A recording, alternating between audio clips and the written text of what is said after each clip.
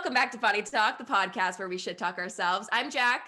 And I'm Tor, and I'm so excited because today we are welcoming Olivia Lunny to the podcast, and we're going to be chatting all things music and health and wellness and the Toronto music scene, which is something I'm super curious about. I want to know the life of a pop star. So let's dive right into it. Olivia, do you mind introducing yourself to our audience and telling us a little bit about you?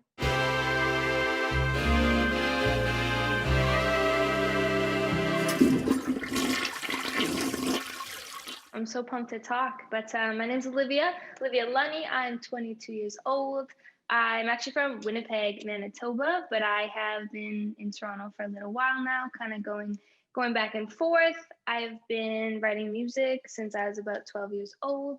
And aside from music, I love all things wellness, health, skincare, fitness, and all that jazz. So I'm super excited to dive into that with you guys. We're so pumped to have you on. This whole morning, I was jamming out to all your music, and your newest single, Sad to See You Happy, is just an absolute summer bop. And the music video is amazing. I'm obsessed with like the overall aesthetic and your vibe and even your fashion sense. So I think let's start there with the latest single. Walk us through the music video, the aesthetic, and just how it came to life. I think to like write a song and put art in that form is one thing, but to make it a visual art piece is definitely hard to do. So I combined forces with a director named Louis Brown. He's out of New York, and we just really wanted to make it fun and color poppy and retro and all things trendy. I feel like I'm such a big fan of all like the colors and the retro stuff that's coming back. Yeah, so it was a super fun thing we got to do. I got to go to LA and shoot it. And I've done music videos before, but this is kind of the first more larger scale one I've done. So it was so cool to see all the behind the scenes and how much really does go into a music video.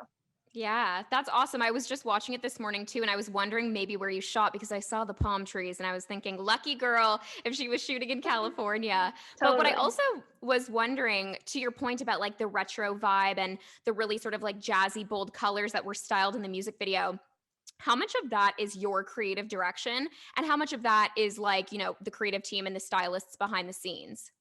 Gave them a vibe and an umbrella I wanted to go underneath, but Louis Brown did really take that creative direction and run with it and help bring it to life.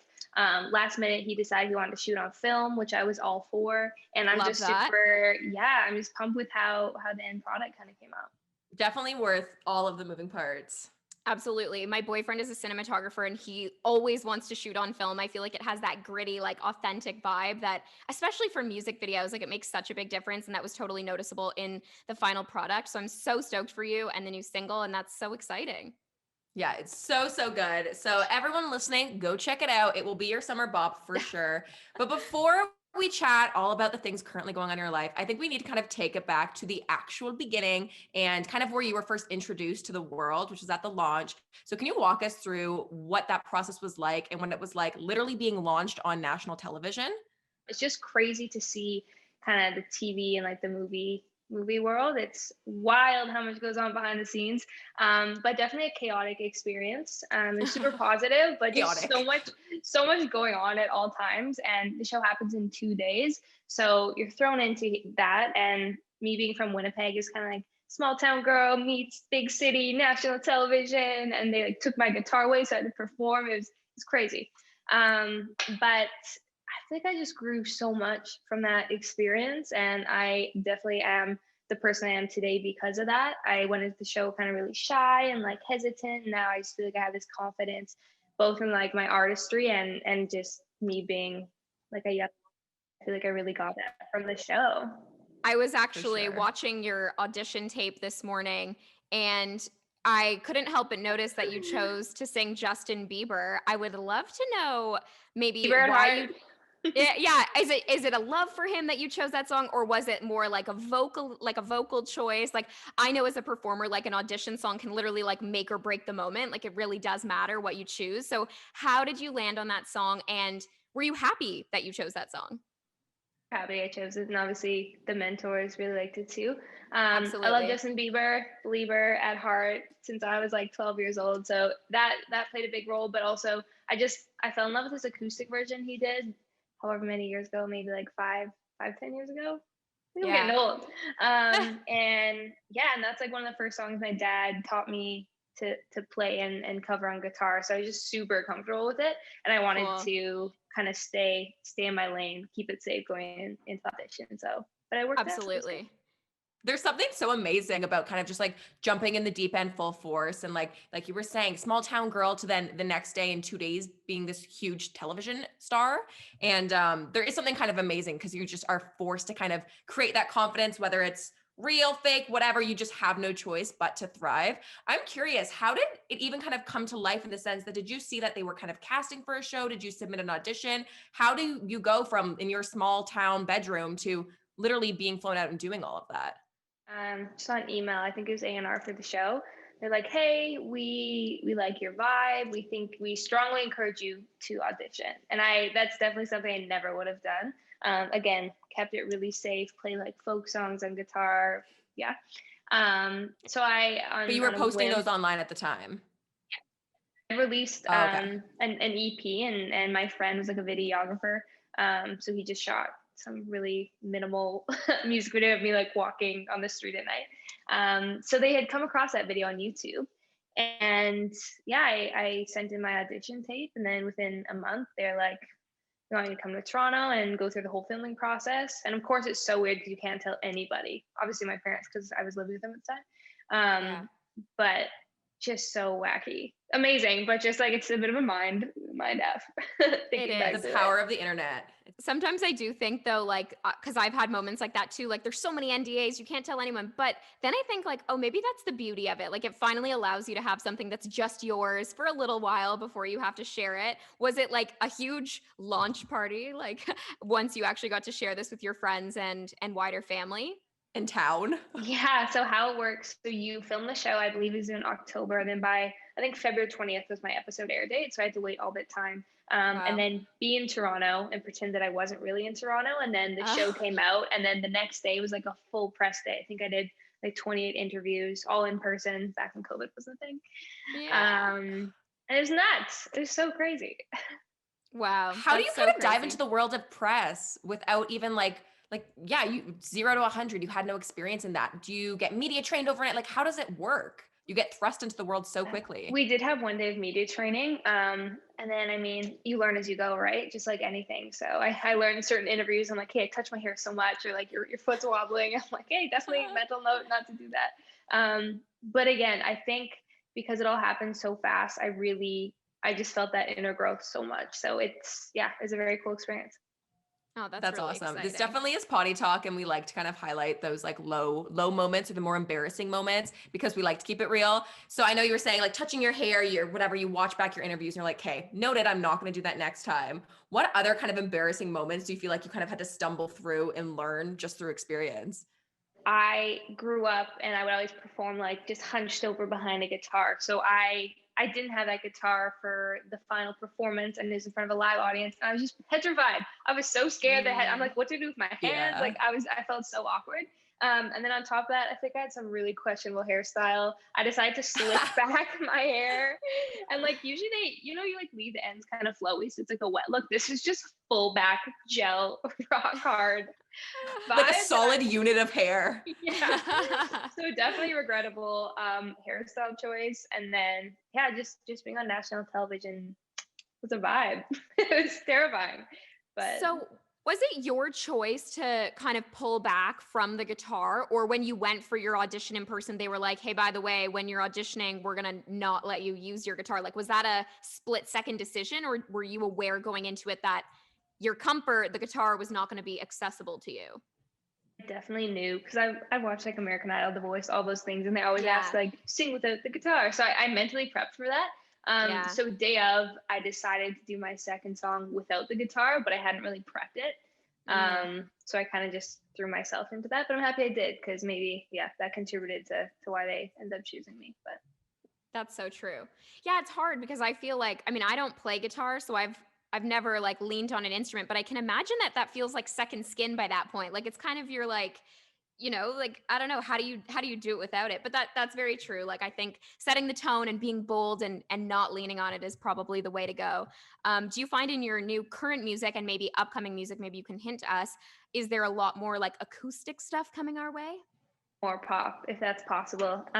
So I'm actually have my debut album coming out sometime in June, which I'm so thrilled about. And I've just worked with so many performance coaches, and I definitely am just way more confident now, like on stage and stuff. So lots of pop music. There are one or two kind of slow, more acoustic ballads that are like truly me on this album, but you can expect a lot of pop and a lot of bops. Oh, I'm ready. Okay, Olivia, I'm actually really curious what your thoughts are because I feel like the music industry is evolving so much every day, especially this past year and a half with quarantine and TikTok making so many songs viral. Obviously, you don't shy away from social media at all. Your Instagram's popping. I see you on TikTok. You kind of do it all. How do you kind of weave in that social media aspect into all the music that's coming out? Is it something that's top of mind? Or are you just kind of letting it happen? Yeah, I mean, we do live in a social world, and whether people have accepted that or not, I think they should, because the world's just going so digital, especially during COVID and during quarantine. That's like our means to connect. So for me, I've just really been trying to weave it into my everyday life, obviously in an authentic way. But when I'm doing daily things in my life, I just try to kind of document that, whether it's finishing a workout or it's cooking or it is promoting my music. I just try to let it be this kind of second nature for me, because otherwise sometimes it does feel like work. You guys can probably both relate to that. But pre-making content, I've definitely done that before, I'm not gonna lie. Just like banking content so you do have it to post, but it is really a full-time job on top of the job of like being a musician. It's pretty nuts, but it's cool. You have to wear so many hats. For Yeah. sure. Social media star and like figuring that out, and then like stylist on yourself, because then you also have to like carry this aesthetic when like you're wearing all these crazy different hats. That's so true, right? And it's like, hey, Yeah. I'm gonna wear this more than once. If people are gonna question that, you know what? No. It's so crazy. It really is. That's hilarious. Well, I wanted to jump in because to your auditioning point, and I think we often get a lot of questions about this, even like listeners of the podcast, kind of like managing our role in the industry and like managing like maybe the stress and anxiety that comes with that. How have you found, and like what are your outlets when it comes to like either like managing nerves for like a live performance, which of course we know that's super tricky, or maybe like the come down after a performance, like how do you calm yourself down so you can get a good night's sleep? Like what are your routines and like how do you kind of navigate that?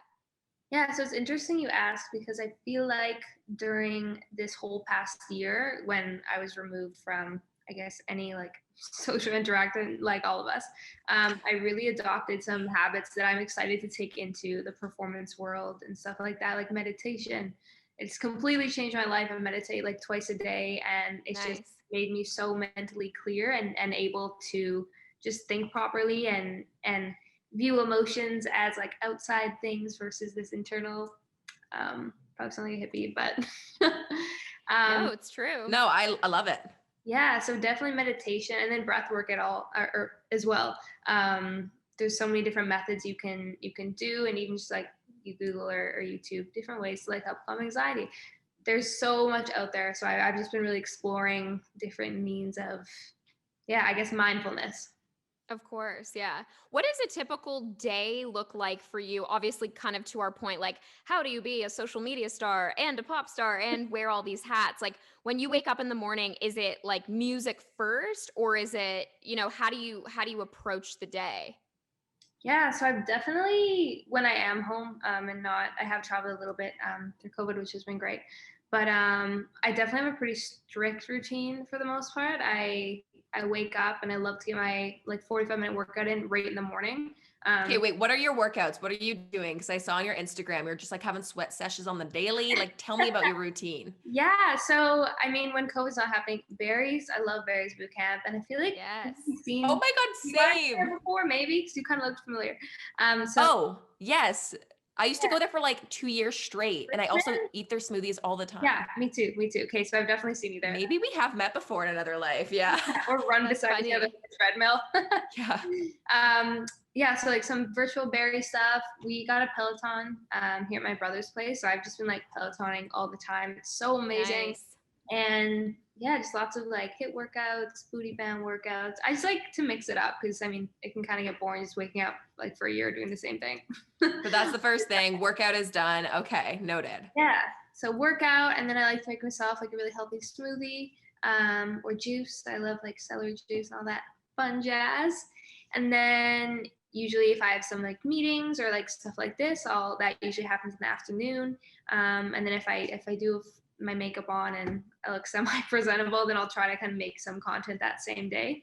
And then hopefully by the evening I'm good to chill a little bit. But sometimes then it's like pop over to the studio for a bit, and write, and then go to bed semi-early. I feel like I've become a grandma over. Yeah. Tor can relate. That's Tori. Me too. I go to bed so early. I'm actually like retired. It's crazy. Yeah, it's so underrated though. Like it's so nice to have 8 hours of sleep. No, it's so but it's been true. so nice lately because we have the sun out until like 8 o'clock. I'm like, I can live a whole new life now in the evening. I'm obsessed. Absolutely. So the nice. music part then, it's not a daily, like you're not at the studio every single day. It totally ebbs and flows. Okay. And I'm just getting used to what this life is, because it's not this concrete thing where every day is Right. it's totally not. Like some days are very random, or I've been randomly told by my team, "Okay, like we're going to the studio," then that's an 8-hour day. And then like, "Okay, Yeah. I should organize that previous day and move it to a different day." Or I feel like it's a very 0 to 100 industry, if that makes sense. Absolutely. You know? It's kind of the fun that every day is something different though, when you kind of don't know what the week will bring, and it kind of keeps like the creative juices flowing. And I'm actually curious, Olivia, how does it work when you're in the process of, well, maybe not even that you're planning to maybe write an album or like create any music at the time, but when you get an idea, are you someone who will wake up in the middle of the night and kind of write down on a notepad beside you? Do you just start like voice recording and humming things? Like, what does that process look like when you get those little sparks of ideas? Lots of voice memos. I probably have like 1,000 voice memos on my phone. Oh. Okay, do this thing or talk about this idea, or they're so cringy. I've never shown them to anyone but myself. I definitely just document them, or I write down in my notes. But I haven't had tons of ideas lately. I think because I have this album we're kind of sitting on, that was my creative flush for a few months. But I am excited to kind of get back into the writing process, hopefully within a month or two. But it's very spontaneous. Absolutely. Yeah. Have you had some like favorite collaborators? Yeah, so on this upcoming album, so I guess this is more on like the back end. Like I worked with some really cool producers. A guy named like Boy Wonder, he's like a legend, Grammy nominated. Oh, He's yeah. incredible. Yeah. I'm familiar. And then Tommy Brown, he's very cool. He did lots of like Ariana Grande's last album, like Positions and stuff like that. So it's very cool working with those guys to make pop music because they're so good at it. It's always so surreal working with people that you respect and love their work. And it is so crazy. I love that. Would you say that you have, maybe not Canadian, but maybe Canadian, like idols in this space and like in this industry that you're like, oh my God, that's the career trajectory I'm after. Like that is kind of the dream role? Yeah, I think that's such a hard question. I think there's definitely people I look up to in this industry, whether they are Canadian or not. But I think I'm just really realizing that I just need to surrender to the process, and the universe will take me to wherever I need to be, you know? And I guess I'll just leave it at that. But because there's so much uncertainty in this industry, and I think sometimes clinging to, I need to do this or I need to do what this person's doing and comparing yourself, it can just like become kind of toxic. So I'm surrendering, and obviously I hope one day I can be traveling the world and playing shows. But for now, just making music. Okay, Absolutely. Let's imagine in a post-COVID world, we're touring the album. We can do all this. We can be in concert. We can be around people. What is like your dream venue or dream city that you would just love to play? Wow, so hard. I would honestly, I'd love to play in Brazil. I don't know what the venues are called there, but there's some people on Instagram, they're like, we love your music here in Brazil. I'm like, that's so cool. Brazilian fans are always like the best. You always see them commenting. They're like, come to Brazil. We love you. No, it's so like cliche, come to Brazil, but it's like I actually got that message. Yeah. Like, this is cool. No, it is a thing. It definitely is a thing. Also New York. I love New York so much. I mean, it's everyone's dream to be like Madison Square Garden, but I'd love to play on like late night shows. That would be incredible, like Jimmy Kimmel or something. But yeah, I mean, it's a big world. I love to play everywhere. I'll take any IRL interaction. Yeah, absolutely. Literally. No doubt. How important is it for you to kind of represent Canada, and what does being Canadian in this industry mean for you? Like, obviously it's a global stage, and even like from a social media perspective, like Jac and I deal with this, like you're not necessarily talking to an only Canadian audience, but knowing that we do have such amazing talent coming out of Canada. We have The Weeknd, we have Justin, we have Drake. I mean, come on, like we're really leveling up here. But what does it mean to you to like kind of represent Canada in that way? I mean, I think it's just an honor and so cool to be from Canada.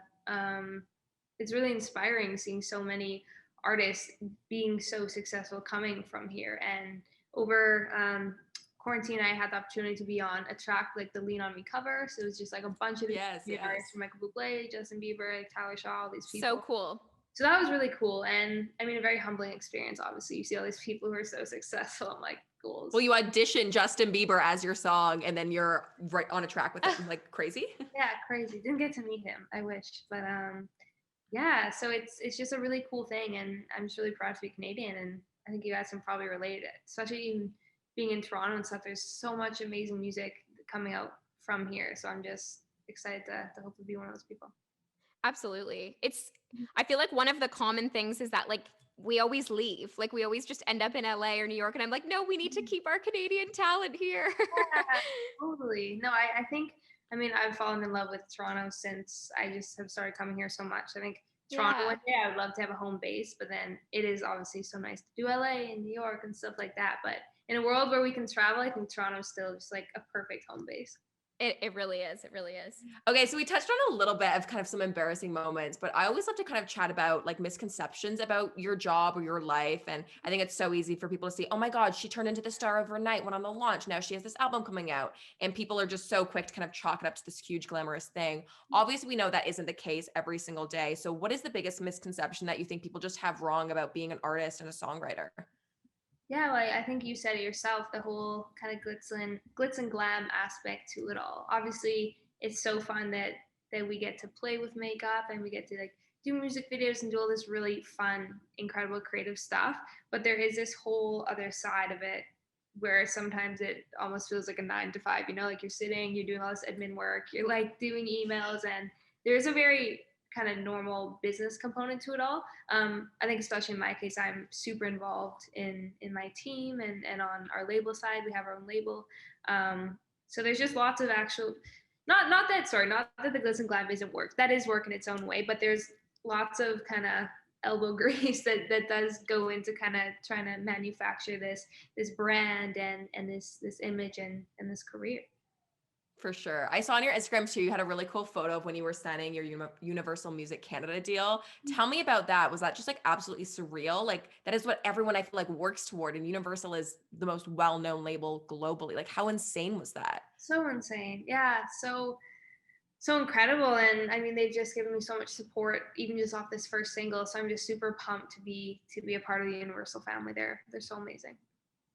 So crazy. Do you have some upcoming dreams of other music videos? Like I'm sure when you are writing songs, you can like picture in your head, like, oh, like hot ex-boyfriend enter scene. Like, do you have like dreams of like, oh, I have this idea of how I want to tell this story and how you want to have that play out? Or do you like to put that in the hands of the directors and the creative directors? Obviously, I do like to give the creative director that freedom, but of course, in my head, like I would love to shoot like a tropical destination. I think that'd be incredible on a boat with a bunch of people. Yeah. Stereotypical fantasies, but yeah. You're like, for this one, let's go to St. Lucia. Yeah. I was just gonna say that, Tor, we're on the same wavelength. I'm like, Bora Bora, we have to shoot there. It's like necessary for the video, but also I'll take a vacation there for a week after. No, literally. That's too funny. Okay, well, I know before we kind of got recording and filming this, I was like, Olivia, your necklace just means the most to me. I just love it so much. And you're a fashionista, so tell me about what is going on here. What's this necklace? What's the fashion taste? What's the inspo? Tell me everything. I mean, I love all these trendy little fun childhood things that are coming back. Like, yeah, you got it, the little butterfly clips. As I mentioned before, yes. I love all the color coming back. I know for myself, up until like 2 years ago, it was like black on black every day, which is great, practical, but definitely have been challenging myself to just wear super bright, fun things. But yeah, in terms of, I guess, style icons, I've always like loved Rihanna. Dua Lipa, her and her stylist. Yes. Thing.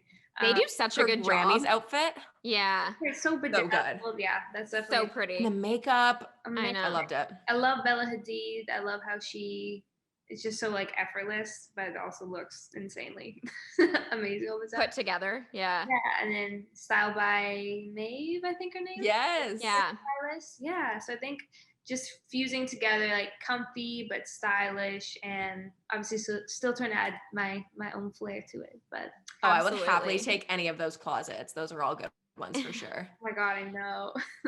Well, Styled by Maeve does so many. I mean, she's like the Hailey Bieber icon. Like she has made fashion again. Like it's absolutely. But she's doing all the TikTok stars now. I saw she's doing like Dixie. What's Charlie's sister? Yes.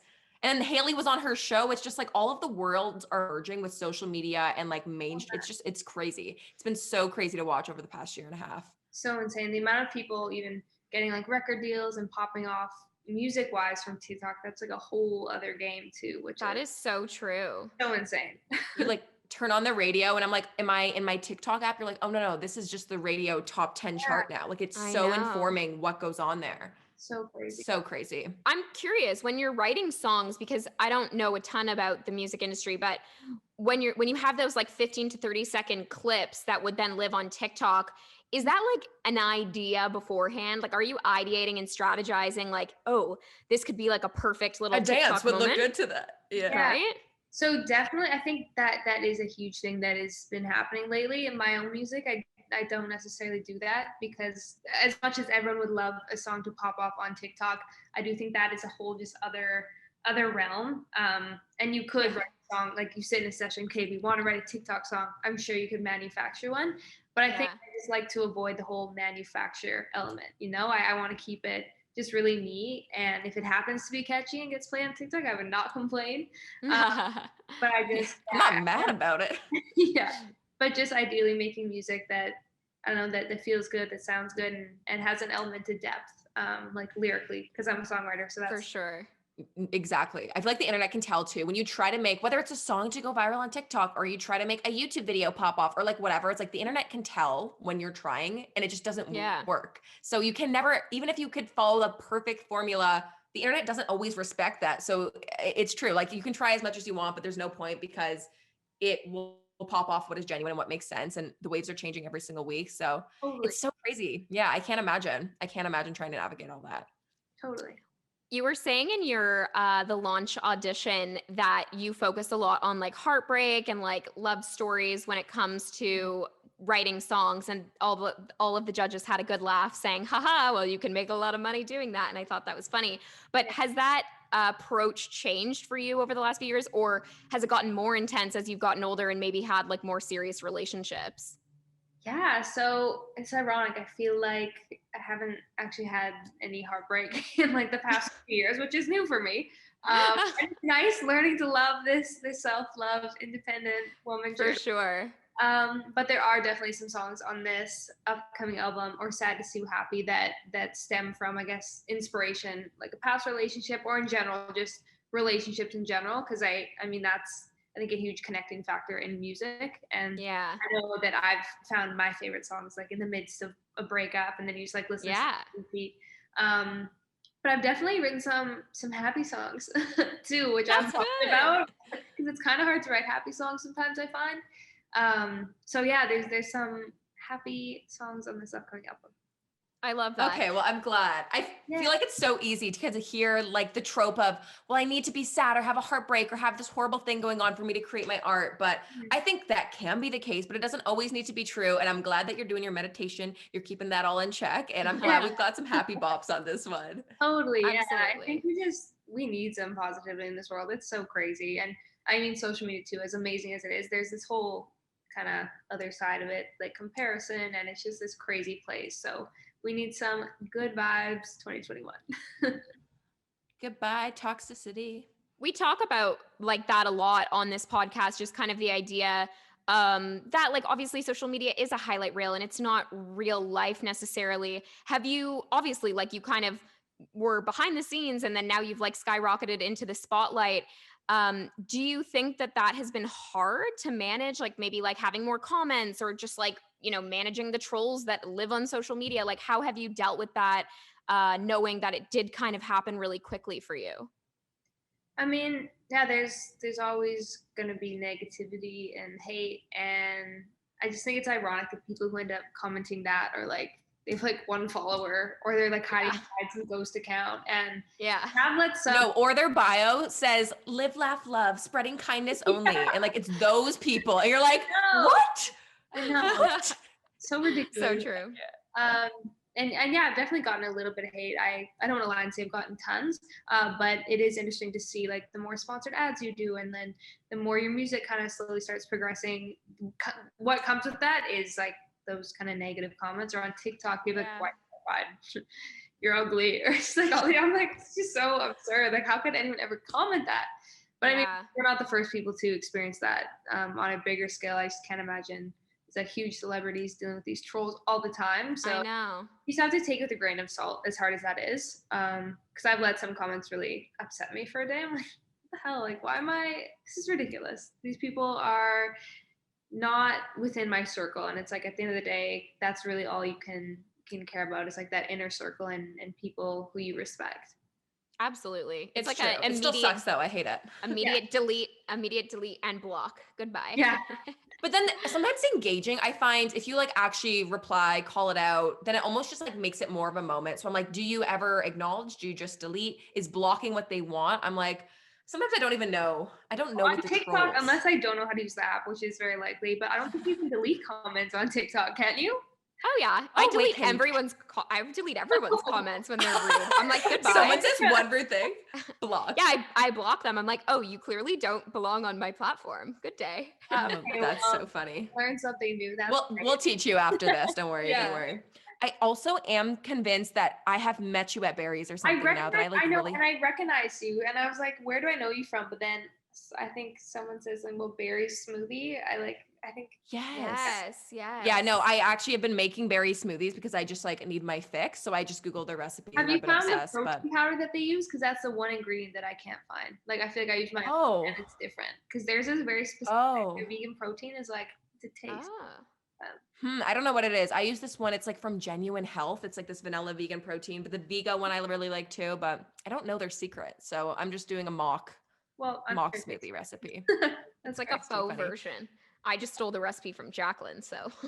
I know. I saw you made it this morning. Yeah, it was really, really good. You got the pillow slides, the what do you call them? The shoes, the pillow. Oh, the soothies. Oh. Yes.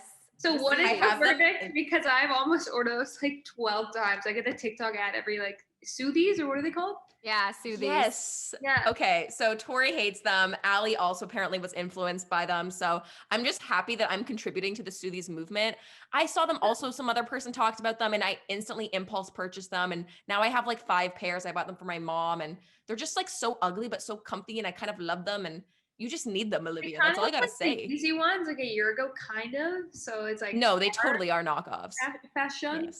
Yeah. It's like a faux easy. Yeah. It is. Damn, we'll get on that Soothie life. Yeah. Do it. Soothie life. I mean, hey, are you a size 9 by chance? Because I literally do have 6 pairs of these in my house. So. 8.5. So close. Oh, no. Oh, I mean, you could squeeze. I'm like a size 5. And she was like, I can't help you. I only have size 9. I'm like, you probably get all those shoes on sale, no? Oh yeah, I can buy like children's shoes. I go to the kids section at Nike. I have lots of hacks. Amazing. But it sucks having a best friend who's half of your size. Like we can't share clothes or share anything. Oh, no. But we do have matching clothes even still.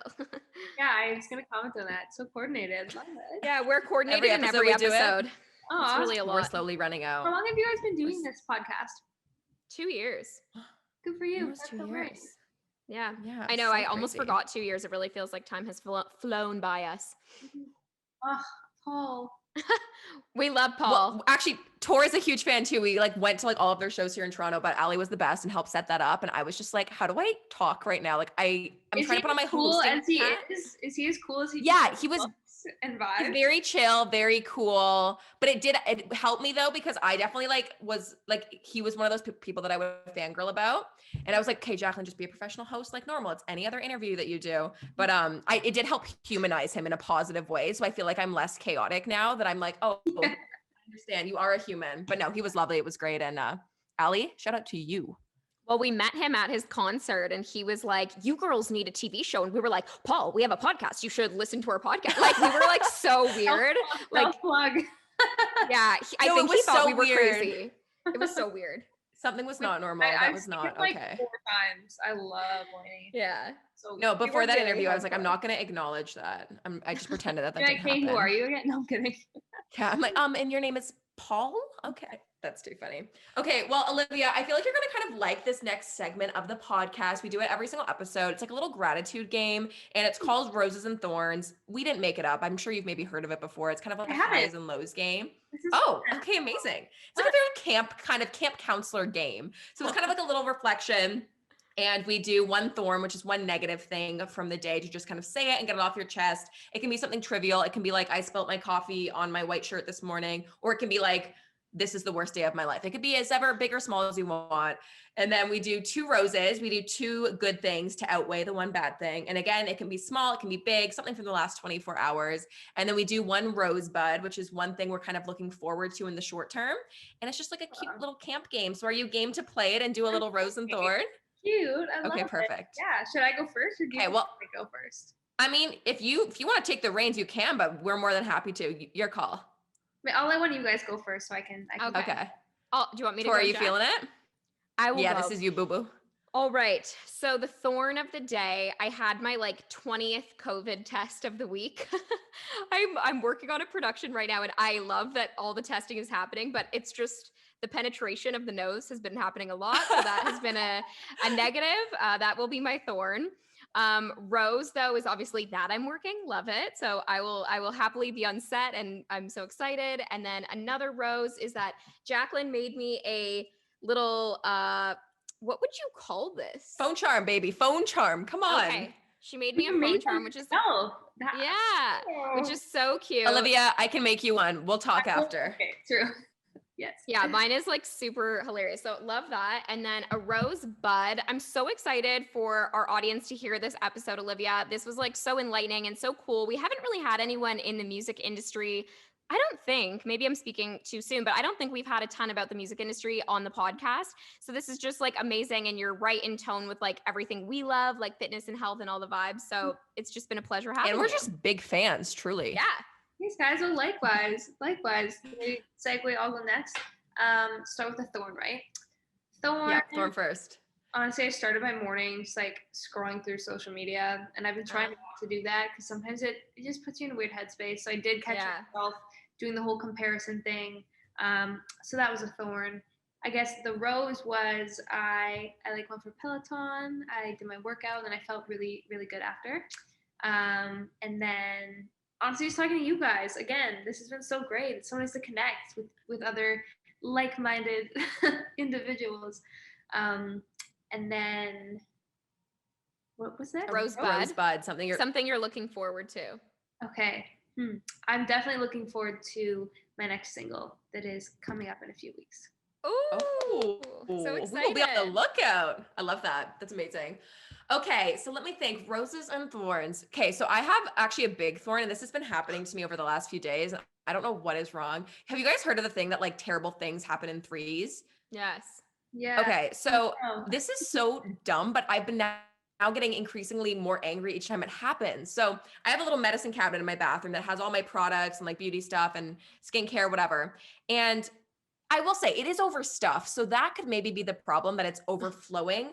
And anyway, so I had a couple of like really nice, like glass, fancy kind of skincare things. And this happened like 2 days ago, and I went into reach and I somehow knocked it over. And of course it falls on the ground, shatters, glasses everywhere. Product is just like everywhere. That's annoying. So I cleaned it up, whatever, put it away. Then later that night, I did the exact same thing to another glass bottle. Oh, God. So I was like, whoa, that's kind of weird, but like also annoying. And then, so that was 2 days ago that happened. And then yesterday I did the same thing again. So I broke 3 things within 3 days. The last one was like this beautiful like stone gua sha tool and shattered it again. So something is wrong with me. So that was a major thorn. Jacqueline, You need to I check know. that cabinet. I broke a jade roller like a week ago, so I feel the pain. It sucks. Oh, yeah, it was just Wow. very annoying. But anyways, whatever. That's my thorn. A rose. What am I looking forward to? Okay, I'm looking forward to bicycling. I finally pumped up the tires of the bike. I'm a huge biker. Tor also now has a bike, so in a world maybe where we can see each other outside, we'll go on a little bike ride, and it's just my preferred method of transportation. So I'm excited that it is biking season, and I got a helmet now, which I feel like a dork in it, but helmets are necessary. And I used to bike all the time, and yeah, exactly. I used to bike in the city all the time without one, and it actually was just so bad. So I have gotten a helmet, so that's also kind of another rose. And then another rose. Okay, have you guys seen these mushroom lamps online? These like. Yes. Okay. It's like all one kind of glass piece, soft pink. Yeah. Yes. And yes. Okay. So it looks like this little candy mushroom. It's like this amazing Italian. It's called a Murano lamp, I believe. And anyways, my one friend curates this vintage shop, and she's like, I have sourced you a mushroom lamp. Because I kind of told her, I was like, if you kind of spot one, let me know. So it's actually getting delivered today, and it's like straight from Italy. Like I have to get a converter plug for it. And it's just going to look so cool. So that is, yeah, that's I'm so excited. That's very like I'm trying to glamorous for you. Like that doesn't seem like something you would do. I know Tori bullies me. I am not very glamorous, but this year my goal was to just invest in my space and in things that make me happy. And this mushroom lamp will make me happy. 200%. For you. I'm excited to see it. But maybe that's my rosebud too. I think it'll be cute. And then rosebud is, I'm excited for this episode to come out. I think people are going to love it and love you. And also excited for this single in a few weeks. So those can all be my rosebuds. Aw, wonderful. So tell us where everyone can follow you. Is your social just your name? Yeah, it is, right? Olivia Lunny, and my last name is Lunny. People say Lunny. I love that. Yeah, it's Lunny. Yeah. It reminds me of like very Lennon. Canadian, Looney. Yeah. Yeah, that's true. Oh. Well, thank you so much for being here today. We are so excited to have you on the podcast. Poddy Talk, the podcast where we shit talk ourselves. I'm Jac. That's Tor. That's Olivia. This was a fun episode. Thanks so much for coming on. We'll have everything linked down below. Go listen to Olivia. Go to her Spotify. Follow her everywhere. And thanks everyone so much for listening. And we'll see you all very soon. Bye.